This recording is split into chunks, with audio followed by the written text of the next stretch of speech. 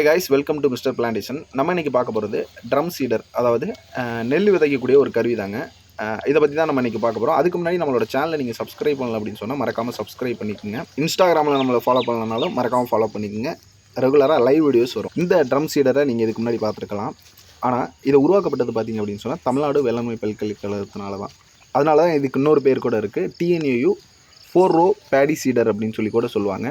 அதாவது 4 வரிசை நெல் உருளை விதைக்கும் கருவி அப்படின்னு சொல்லுவாங்க. எதுக்கு இதை 4 வரிசை நெல் உருளை விதைக்கும் கருவி அப்படின்னு சொல்கிறாங்க அப்படின்னு பார்த்தோன்னா, நமக்கு வந்து ஒன்ஸ் நம்ம அதை அப்படியே நேராக இழுத்துட்டு போனோம் அப்படின்னு சொன்னால் நமக்கு வந்து 4 ரோ பார்த்திங்க அப்படின்னு சொன்னால் அப்படியே நெல்மணிகள் அதில் இருக்கக்கூடிய அந்த துளைகள் மூலமாக விழுந்துக்கிட்டே வருங்க. இந்த இயந்திரத்தோட அமைப்பு அப்படின்னு பார்த்தோம் அப்படின்னு சொன்னால் நமக்கு மொத்தமாக அதில் 4 ட்ரம் இருக்கும்.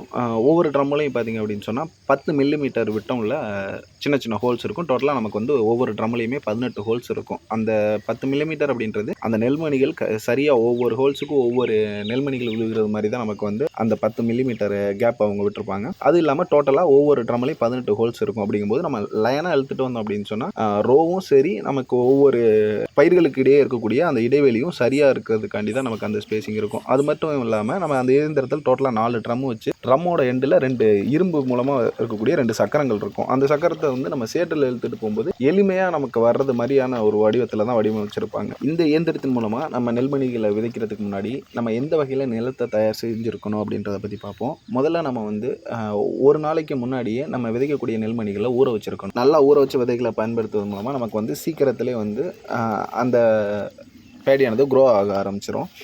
அதுக்கு முன்னாடி நம்ம வந்து நிலத்தை நல்லா சேற்றுழவு பண்ணியிருக்கணும். அதாவது டிராக்டர் அல்லது கலப்பை, அதாவது கேஜிவியில் வச்சு நல்லா உழுது நல்லா ஃபுல் அண்ட் ஃபுல் தொலி அடித்து வச்சுருக்கணும். தொலி அடித்து வச்சுருக்கக்கூடிய அந்த நிலத்தில் பார்த்திங்க அப்படின்னு சொன்னால் தண்ணி சுத்தரவே இருக்கக்கூடாது. நம்ம முதல் நாள் நம்ம தொலி அடிச்சிட்டோம் அப்படின்னு சொன்னால் மக்கா நாள் தான் நம்ம வந்து இந்த சீட் நம்ம வச்சு நம்ம விதைக்கிறது மாதிரி இருக்கும். அப்படி நம்ம விதைக்கிறதுக்கு முன்னாடி என்ன பண்ணியிருக்கணும் அப்படின்னு சொன்னால் கொஞ்சம் கூட அதில் தண்ணி இருக்காத அளவு நம்ம நல்லா அந்த தண்ணி எல்லாத்தையுமே வந்து நல்லா வடித்து விட்ருக்கணும். அப்படி தண்ணி வடிக்காமல் இருந்துச்சு அப்படின்னு சொன்னால் விதைநெல் வந்து ஒரு இடத்துலேருந்து இன்னொரு இடத்துக்கு போயிடும். அதாவது நம்மளோட அந்த பயிர்களோட இடைவெளி வந்து நம்ம கரெக்டாக நம்ம இந்த சீட் நம்ம யூஸ் பண்ணி நம்ம விதைச்சோம் அந்த ஸ்பேசிங் இருக்காது, கொலாப்ஸ் ஆகி இருக்கும். அது மட்டும் இல்லாமல் நம்ம களை எடுக்கிறதுக்குமே ரொம்ப கஷ்டமாக இருக்கும். மெயினாக நம்ம இந்த ட்ரம் சீடரை பயன்படுத்துவது பார்த்திங்க அப்படின்னு சொன்னால், ஒன்று செலவை கம்மி பண்ணுறதுக்கு, 2வது களை எடுக்கிறத எளிமையாக்கிறதுக்கு. களை எடுக்கிறத எளிமையாக்க நம்ம இந்த மாதிரி ட்ரம் சீடரை பயன்படுத்தி விதைக்கும் பொழுது நம்ம வந்து களை எடுக்கிறதுக்குமே கோண வீடர் அப்படின்ற ஒரு களை எடுக்கும் இயந்திரத்தை பயன்படுத்தி நம்ம எளிமையாக களை எடுக்கலாம். இந்த ட்ரம் சீடரை நம்ம வந்து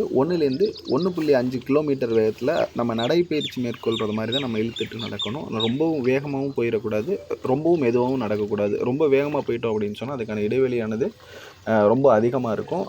அதே மாதிரி ரொம்ப ஸ்லோவாக வந்திருந்தோம் அப்படின்னு சொன்னால் இடைவெளி ரொம்ப குறுகலாக இருக்கும். நம்ம மிதமான வேகத்தில், அதாவது 1 கிலோமீட்டர் வேகத்தில் நம்ம நடைப்பயிற்சி மேற்கொள்கிறது மாதிரி நம்ம இழுப்பதன் மூலமாக தான் நமக்கு வந்து இதில் ப்ராப்பராக நம்ம இதை விதைக்க முடியும். 2வது நம்ம இதை வந்து அடிக்கடி பார்த்திங்க அப்படின்னு சொன்னால் அதில் இருக்கக்கூடிய துளைகள்லேருந்து சீடு விழுகுதா அப்படின்றத கவனிக்கணும். அந்த ட்ரம்மில் இருக்கக்கூடிய சீடு காலியானதும் மறுபடியும் அதே ட்ரம்மில் நம்ம சீடை ரீஃபில் பண்ணிக்கலாம். இந்த உருளை மூலமாக நம்ம விதைக்கிறதுக்கும் நேரடியாக கை மூலமாக நெல் தூவுறதுக்கும் இருக்கக்கூடிய டிஃப்ரென்ஸ் என்ன அப்படின்னு சொல்லி பார்த்திங்க அப்படின்னு சொன்னால், மெயினாக டைம்.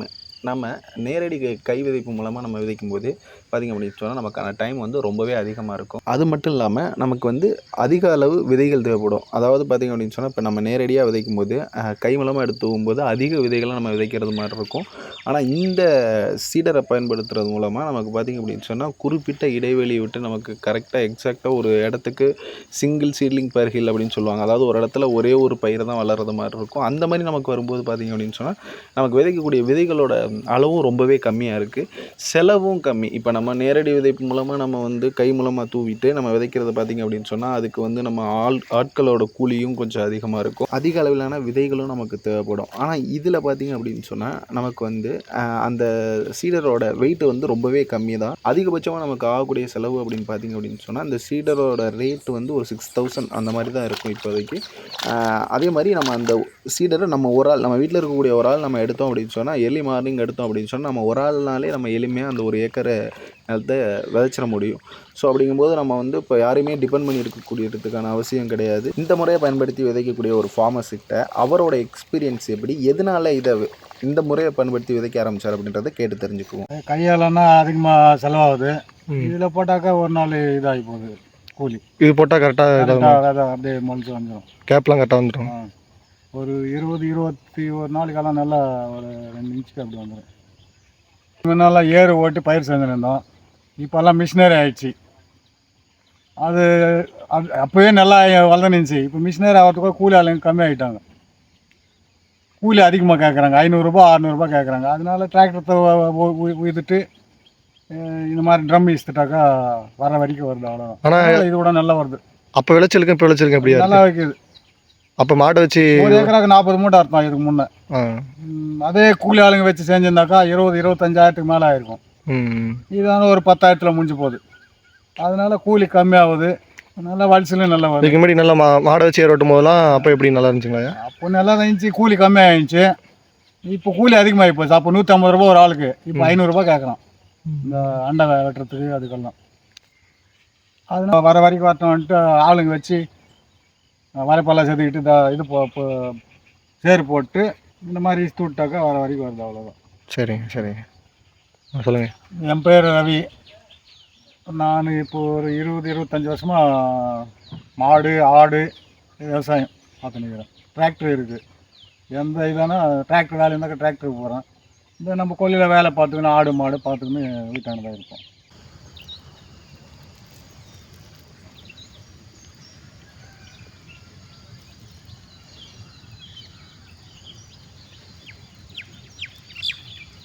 நான் உங்ககிட்ட முன்கூட்டியே சொல்லியிருந்தேன். பார்த்தீங்க அப்படின்னு சொன்னால், நம்ம இந்த சீடரை பயன்படுத்தி விதைக்கும் போது நமக்கு தண்ணி சுத்தரவே இருக்கக்கூடாது அப்படின்னு சொல்லி, இவங்க வந்து ஆல்ரெடி முத நாளே வந்து சேற்று உழவு பண்ணி முடிச்சுட்டு அந்த தண்ணியை வடித்து விட்ருக்காங்க. பட் அந்த அளவுக்கு ஒழுங்காக வடியலை. அதனால் இப்போ பார்த்தீங்க அப்படின்னு சொன்னால், தண்ணியை வடித்து விட்டுட்டு தண்ணி ரொம்பவே கம்மியானதுக்கப்புறம் தான் அவங்க அதில் வந்து விதைக்க ஆரம்பிக்கிறாங்க. இதில் இன்னொன்று என்ன அப்படின்னு சொன்னால், நம்ம இந்த சேற்று உழவு பண்ணி முடிச்சதுக்கப்புறமா நமக்கு தண்ணி பார்த்தீங்க அப்படின்னு சொன்னால் எங்கேயுமே தேங்கி நிற்கக்கூடாது. அதுக்கு நம்ம மெயினாக என்ன பண்ணணும் அப்படின்னா, டோட்டலாக நமக்கு என்டையர், அதாவது பார்த்தீங்கன்னா நம்மளோட அந்த 1 ஏக்கர் லேண்ட் இருக்குன்னா 1 ஏக்கர் லேண்டு முழுவதுமாக நம்ம என்ன பண்ணியிருக்கோம்னா சமதளத்தில் வச்சுருக்கணும். எந்த இடத்துலையாவது குழி இருந்துச்சுனாலோ இல்லை பள்ளமாக இருந்துச்சுனாலோ பார்த்தீங்க அப்படின்னு சொன்னால் விதைகள் அந்த இடத்துல அதிகமாக தேங்கி நிற்கிறோம். ஸோ அந்தளவுக்கு நம்ம இல்லாத மாதிரி அதை சமதளமாக ஈவனாக பரப்பி விட்டதுக்கப்புறமா தான் அதை நம்ம விதைக்க ஆரம்பிக்கணும். இந்த ட்ரம் சீடரை பயன்படுத்தி நடவு பண்ணுவதன் மூலமாக இருக்கக்கூடிய நன்மைகள் என்னென்னு உங்களுக்கு தெரிஞ்சிருக்குன்னு நினைக்கிறேன். மறக்காமல் நம்மளோட சேனலை சப்ஸ்கிரைப் பண்ணிடுங்க. இன்ஸ்டாகிராமில் நம்மளை ஃபாலோ பண்ணலனாலும் மிஸ்டர் பிளான்டேஷன் இன்ஸ்டாகிராம் பேஜை ஃபாலோ பண்ணுங்கள்.